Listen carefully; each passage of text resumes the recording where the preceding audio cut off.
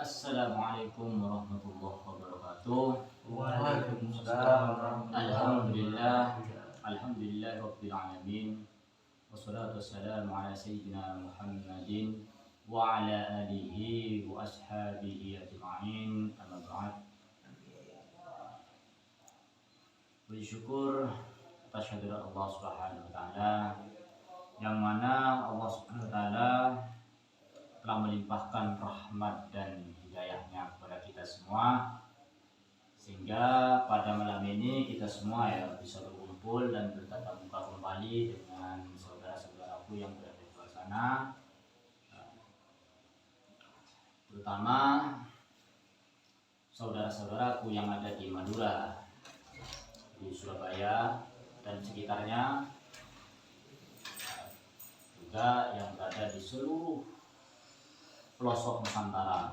Tanpa bisa saya sebutkan satu persatu, namun tidak mengurangi rasa hormat saya kepada kalian semua, dan doa saya mudah-mudahan kita semuanya dilimpahkan rahmat oleh Allah Subhanahu wa taala. Kedua kalinya sholawat beserta salam marilah kita limpahkan kepada junjungan kita Nabi besar Muhammad sallallahu alaihi wasallam. Ucapan Allahumma sholli ala sayyidina Muhammad wa ala ali sayyidina Muhammad. Dan tentunya seperti biasa kita akan membacakan doa di Hamsatun bersama. Untuk doa tersebut sudah dipimpin sama ini saudara saya dari Surabaya, namanya siapa Mas? Saifuddin, dan juga ini dari Mas Rocky dari Ponorogo, dan ini ada Mas Sumadi dari mana Mas Sumadi? Ya, di Temanggung, Jawa Tengah. Ya, mari kita bacakan doa di Hamsatun bersama-sama. Ya. Bismillahirrahmanirrahim. Di Hamsatun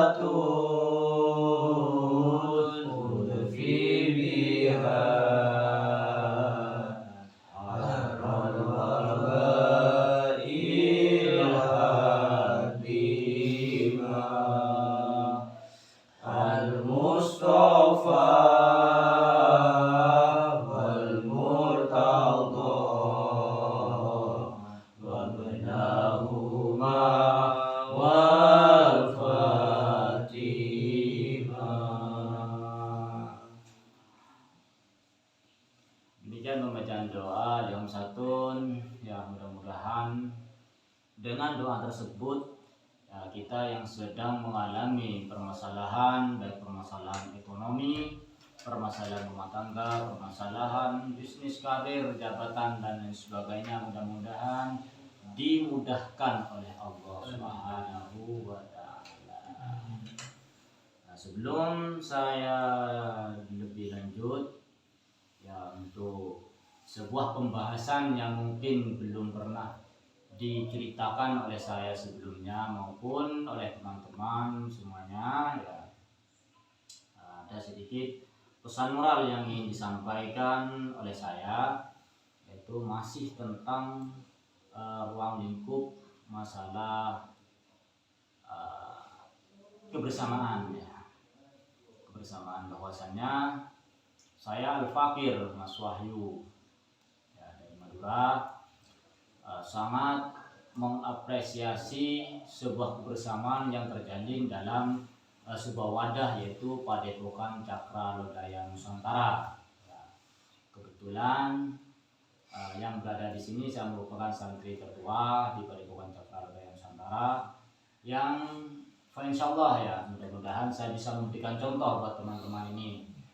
Ya, untuk itu kita akan membahas sejenak sekilas tentang Padepokan Cakra Lodaya ini ya. Mungkin dimulai dari Mas Sumadi atau Mas Rofi atau Mas Udin, silakan apa yang mau dipertanyakan tentang Padepokan Cakra Lodaya Nusantara ini, yang mana banyak netizen penasaran, banyak warga atau masyarakat di Madura maupun di Surabaya maupun di kota-kota lainnya penasaran apa sih Padepokan Cakra Lodaya Nusantara itu. Dari siapa itu? Ya, mungkin ada yang bertanyakan tentang sekilas Pak Saya Padepokan. mau menanyakan artinya dulu. Arti Padepokan Cakra Lodaya Nusantara.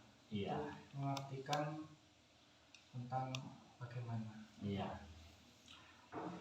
Sesuai namanya Padepokan Cakra Lodaya Nusantara ini, ya saya ceritakan dari awal. Padepokan Cakra Lodaya Nusantara yang disingkat dengan PCLN itu dibentuk oleh guru besar Gus Nur Samsun. Ya, Gus Nur Samsun. Beliau yang siapa sih yang nggak kenal beliau? Ya, orangnya masih muda, ganteng, cerdas. Ya, pokoknya bagi saya beliau itu sempurna lah bagi saya. Karena saya bukan muridnya. Ya, dan insya Allah beliau adalah orang yang soleh. Amin. Nah, di mana sebuah nama Padepokan itu merupakan suatu wadah untuk kita saling bersinergi satu sama lain, berkumpul di sini dengan tujuan meningkatkan iman dan takwa kita kepada Allah Subhanahu wa taala. Jadi PCLN ini bukan sebuah wadah untuk hanya sebuah keilmuan, kesaktian dan lain sebagainya, namun lebih kepada majelis dzikir dan sholawat, mendekatkan diri kepada Allah sesuai dengan Al-Quran, hadis, ijma, qiyas, dan insya Allah tidak menyimpang dari itu, Mas. Jadi sebuah wadah yang mengajarkan tentang pendalaman sebuah keimanan kita menuju ketakwaan kepada Allah Subhanahu wa taala melalui zikir dan sholawat. Jadi jangan ada di benak kita itu Padepokan ini tempatnya sesajen, tempatnya sebuah perkumpulan kesaktian dan lain sebagainya. Bukan seperti itu. Tapi kami lebih menekankan kepada keistiqomahan kita, akhlakul karimah sesuai dengan ajaran Rasulullah. Ya. Karena mutunya sendiri adalah netepi aji ni budi luhur. Ya. Jadi yang diutamakan di sini adalah akhlakul karimah. Ya, cara kita berakhlakul karimah baik sesama manusianya maupun akhlakul karimah kita kepada Allah Subhanahu wa taala. Mengajarkan zikir dan sholawat yang benar itu seperti apa, langkah-langkahnya, tafakkur, terus apalagi ya, istiqomah. Karena apa? Dengan adanya sebuah istiqomah ini, maka insya Allah akan lahirlah sebuah karomah dalam diri kita.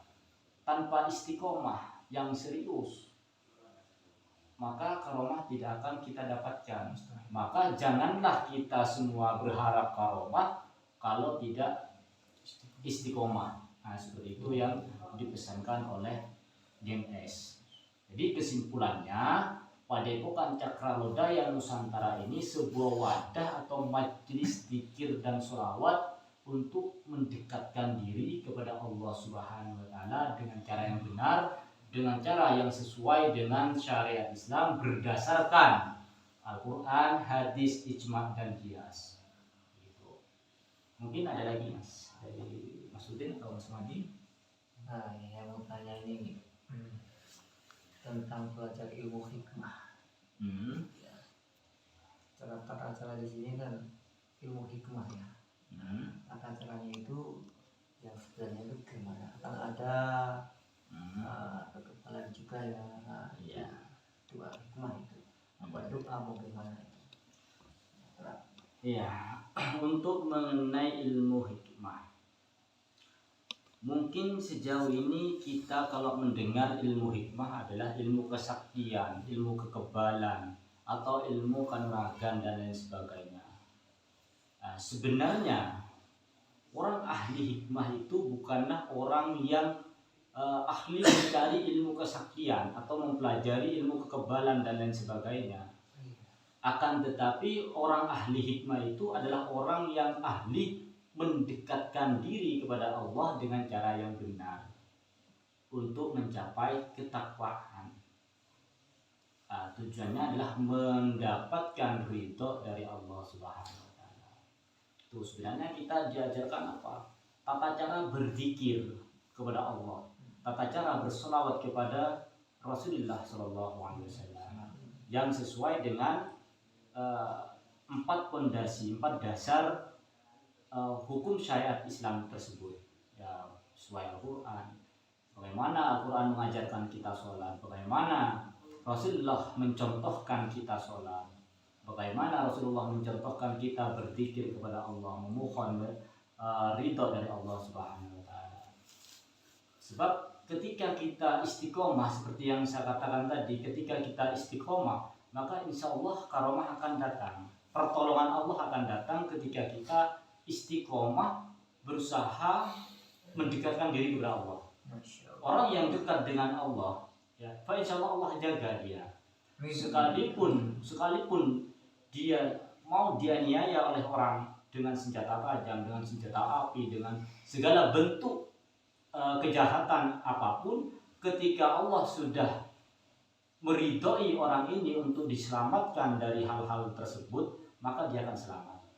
Jadi bukan karena saya masuk PCLN nanti bisa kebal, saya masuk PCLN nanti saya bisa anti tembak, anti pisau dan lain sebagainya.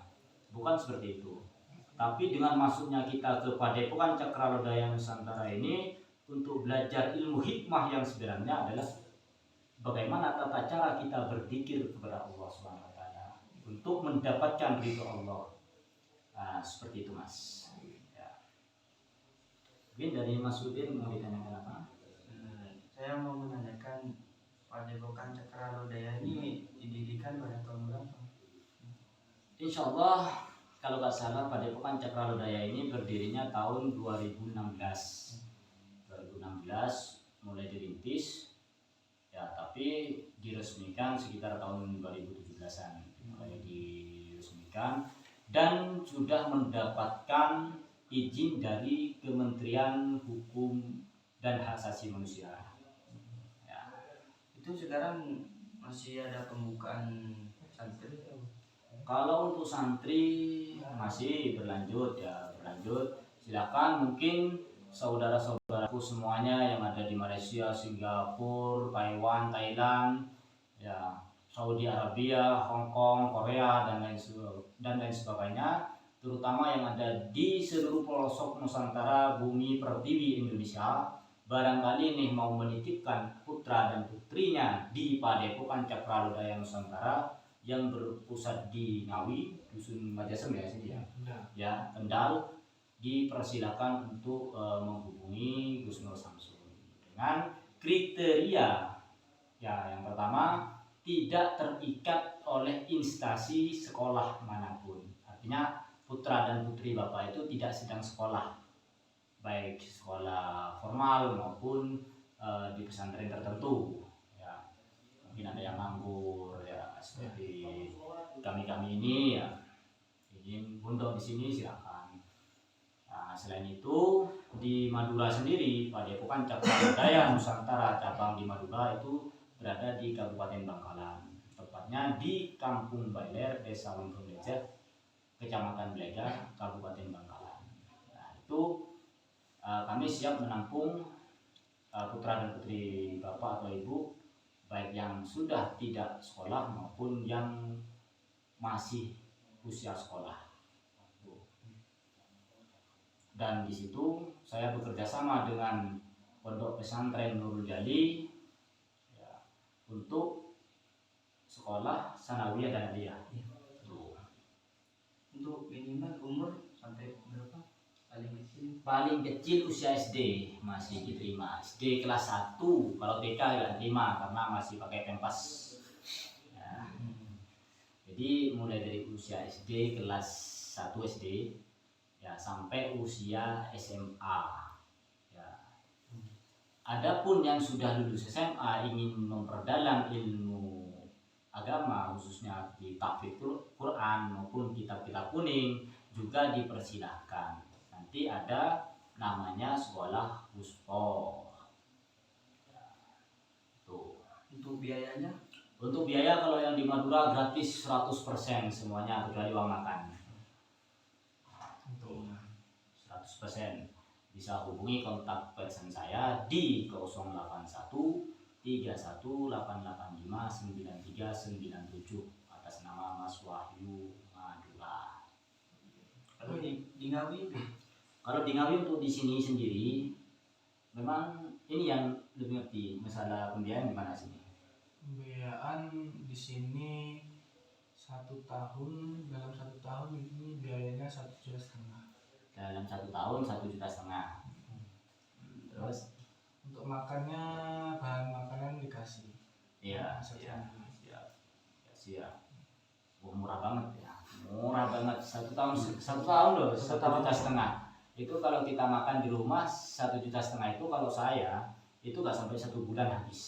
Iya. Ya. Karena kalau kita hitung belanja sekarang sehari kalau saya 150.000 ya. Belum uang jajan anak sekolah. Nah, anggaplah satu orang kalau di rumah itu menghabiskan uang 50.000 1 bulan berarti 1,5 juta. 150 kali 30. Kalau satu orang 50 anggaplah paling kecil 50.000 satu orang. Ya berarti kalau 1 bulan 1,5 juta toh? Iya. Nah, jadi kalau Bapak Ibu membiayai anaknya di rumah, katakan 50.000 satu hari, selama 1 bulan itu sudah mencapai 1,5 juta. Tapi di sini 1,5 juta itu selama 1 tahun. 1 tahun. Ya, Hebat. hebat. Oh iya, saya penasaran apa itu? Asal usul tentang Pulau Madura itu. Oh iya, ya.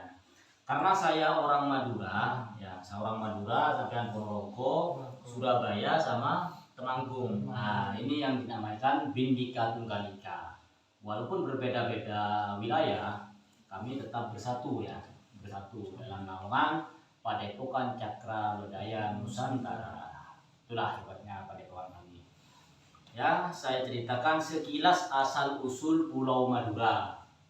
Ya. Pada waktu dahulu kala, mungkin saya belum lahir, nenek saya belum lahir, itu hanya cerita yang saya ambil dari buku Kertagama atau Babat Madura, Babat Tanah Madura. Nah, itu ada suatu kisah bahwasanya asal usul Pulau Madura itu merupakan bagian dari Pulau Jawa. Nah, jadi di Jawa, di Pulau Jawa ini terbentuklah suatu kerajaan yang bernama Medang Kawulan. Ya. Kerajaan namanya Medang Kawulan. Kerajaan ini dipimpin oleh raja yang bernama Sang Hyang Tunggal. Ya, jadi nama kerajaannya apa tadi di Pulau Jawa? Kerajaan Medang Kamulan. Medang Kamulan. Nah, ada sebuah kerajaan di Pulau Jawa namanya Medang Kamulan. Dipimpin raja yang bernama rajanya adalah Sang Hyang Tunggal. Ya. Kemudian Sang Hyang Tunggal ini memiliki seorang gadis bernama Putri Bendoro Agung. Nah, Putri Bendoro Agung ini yang merupakan putri raja yang bernama Sang Hyang Tunggal pada suatu malam ini bermimpi. Apa mimpinya? Mimpi dimasuki oleh bulan ke dalam tubuhnya. Ke dalam tubuhnya dimasuki oleh bulan.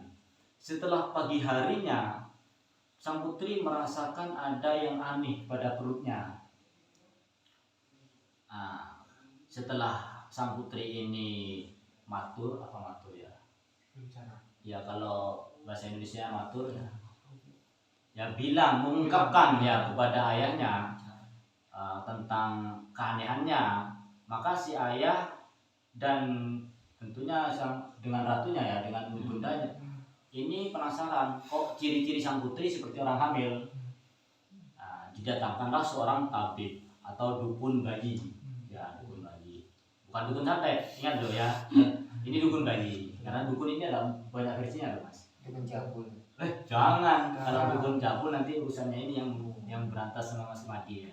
Kalau saya belakangan aja. Ya. Sudah ada yang muda-muda, yang tua di belakang. Ya.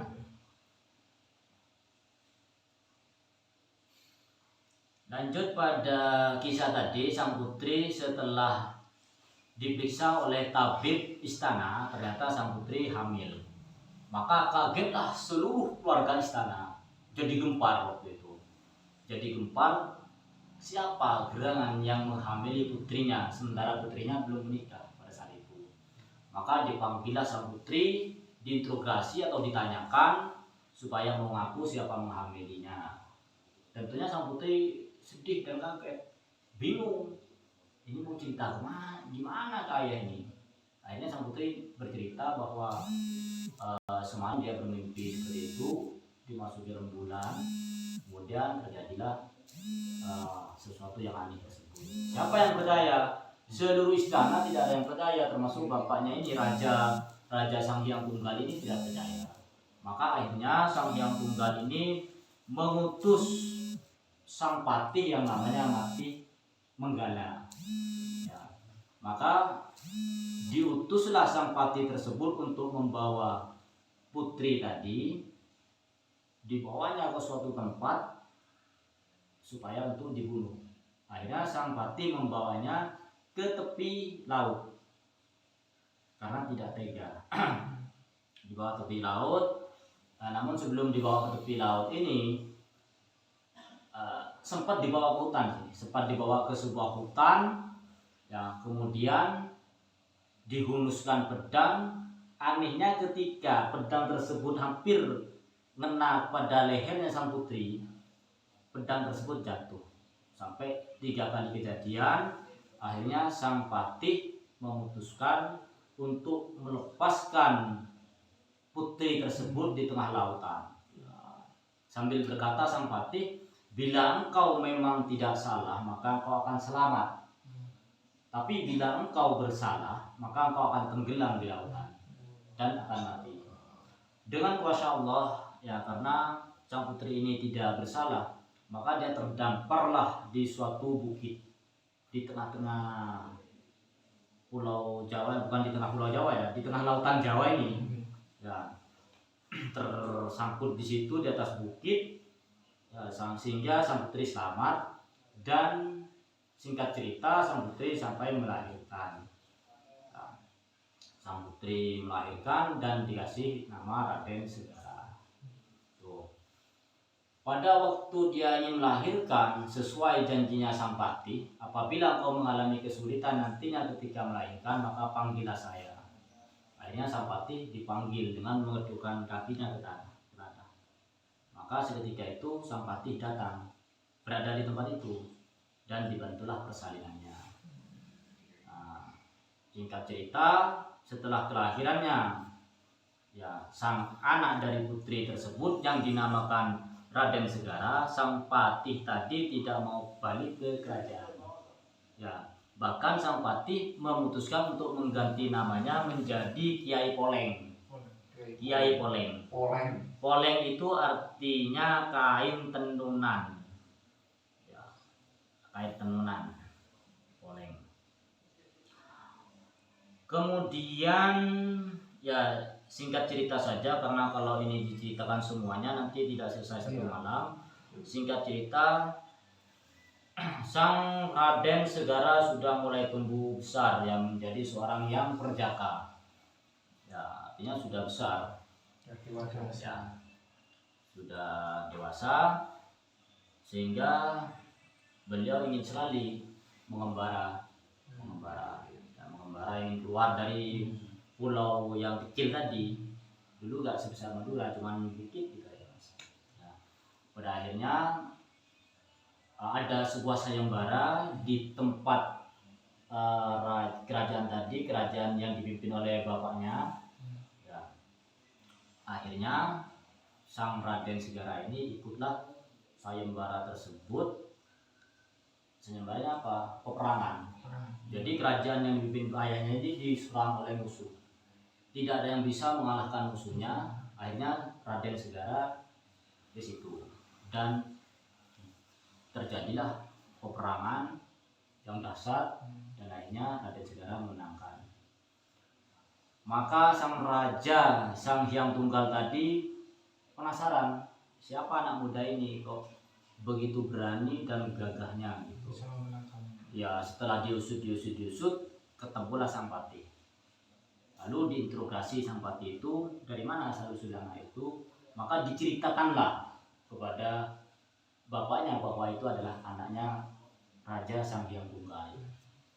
Nah, sehingga cerita dengan seiring berjalannya waktu, bukit yang tadinya itu sebuah tempat yang sangat kecil di tengah lautan, mungkin ya terjadi fenomena alam ya. Karena ada fenomena alam, akhirnya meluaslah bukit tersebut menjadi Pulau Madura. Sementara kata Madura itu sendiri berasal dari kata lemah duro. Lemah duro, lemah yaitu artinya apa? Lemah, tanah. Sementara duro itu yang tidak sesungguhnya atau hasil daripada surutnya air laut. Surut itu. Jadi asal usul kata Madura itu adalah lemah duro.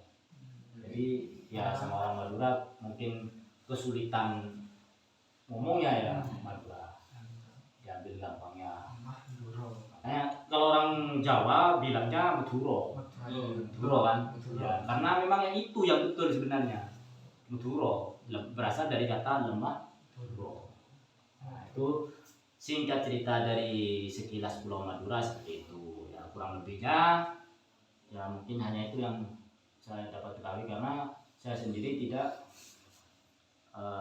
ikut perang ya. Iya, tidak ikut waktu itu ya, masih belum netes. Belum netes. Masih belum ada ya. Masih jauh. Nah, mungkin nanti saya baca lagi buku-buku sejarah untuk menyempurnakan ceritanya. Cuman sebagai warga Madura minimal ngertilah. Oh, ini gambarannya asal usul Pulau Madura. Dan saya bangga jadi orang Madura. Walaupun saya sendiri aslinya bukan orang Madura. Nah ini baru saya kasih tahu ini. Saya sendiri aslinya orang Lamongan. Tanah kelahirannya Lamongan apa Madura? Saya lahir di Madura. Bapak Lamongan, ibu Madura. Jadi kalau ditarik garis keturunan dari ayah, saya Lamongan. Lamongan cuman besar Madura. Kalau saudara saya yang 3, nomor 1, nomor 2, nomor 3 itu lahir di Jawa semua. Jadilah orang Jawa, bahasanya Jawa, pergaulannya Jawa semua. Setelah ibu mau melahirkan saya pulang ke Madura, jadi saya lahirlah di Madura bersama adik saya yang kecil. Nah itu. Jadi ketika saya berkumpul dengan orang Madura, saya bangga jadi orang Madura.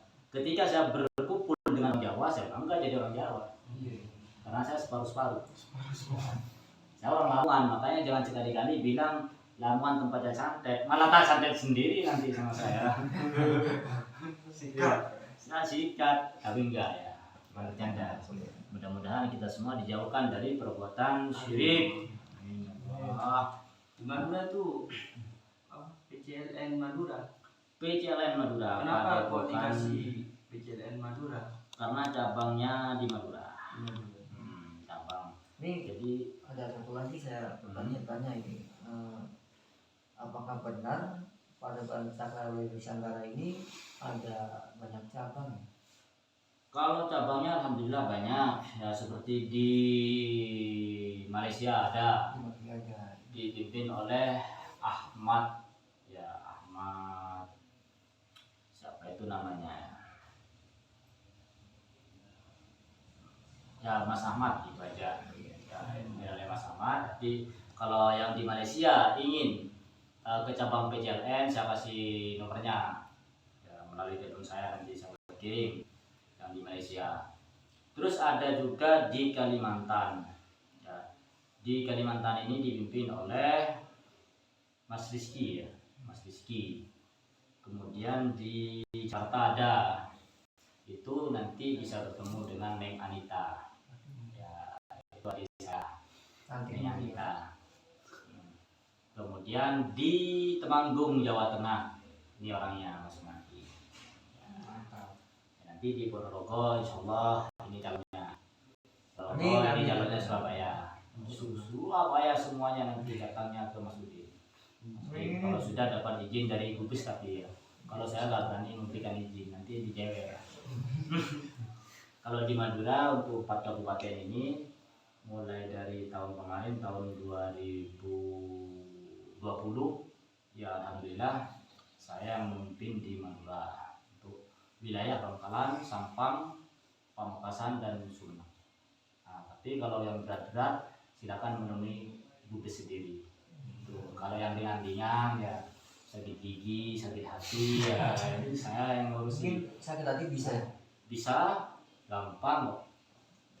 Ya, kalau sakit hati. Kalau yang berat-berat, ini langsung ke Bupes saja.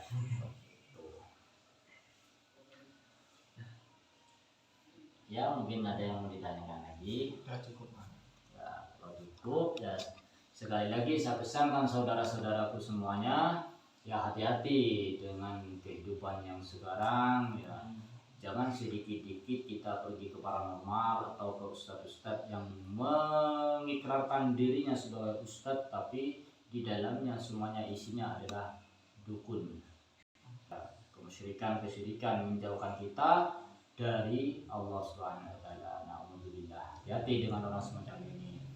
Hati-hati dengan orang yang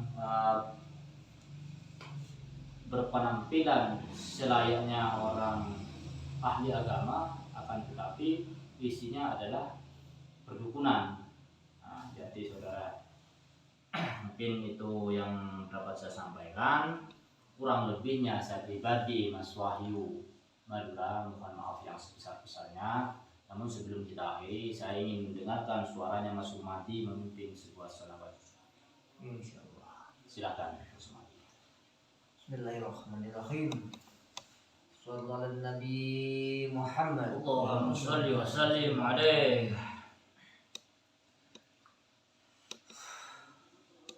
Ini biasa salawatnya ya? Ya, sekarang Dari seperti kubis. ya, itu aja. Kalau di satu bukan selawat ya, doa. Ya doa. Li hamsatun udfi biha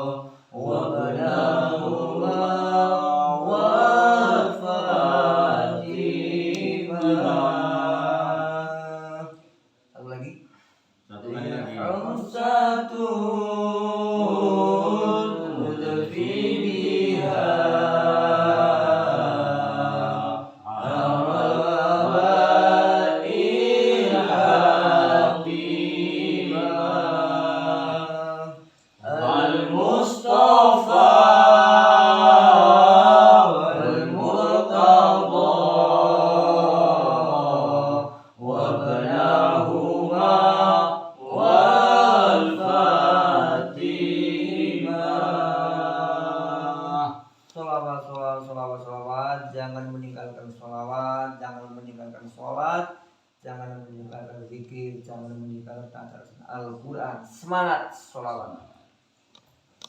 Putar tasbih wajah selawat. Assalamualaikum warahmatullahi wabarakatuh.